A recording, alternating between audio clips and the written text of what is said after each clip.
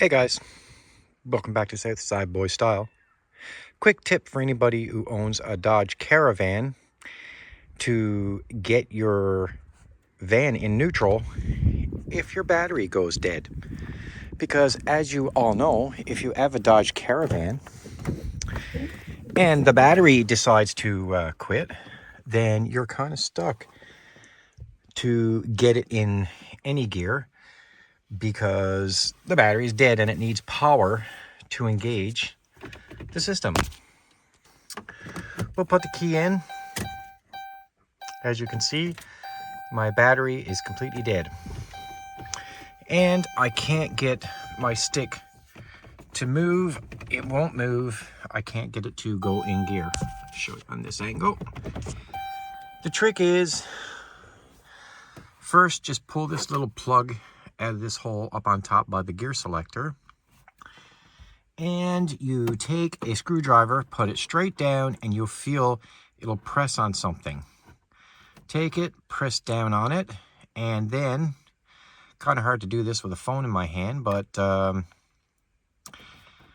as long as you press down on the piece right here, just put it basically straight down.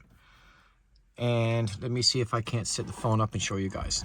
So all you do, guys, is just push straight down. You'll feel it, foot on the brake, and look, you can put it in any gear you want. As you can see, if you let it go, you're stuck again because the battery's dead and there's no power to engage it. See, push down, then everything works. And again, guys, it's right here. You just take your screwdriver or whatever you have that you can push down there, straight down.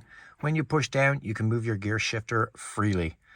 Now, this one has a little bit of juice, but I just noticed the door buzzer actually stopped working because this battery is completely dead. Even though you see those gauges right now are on, but there's not enough power in the battery to engage this one.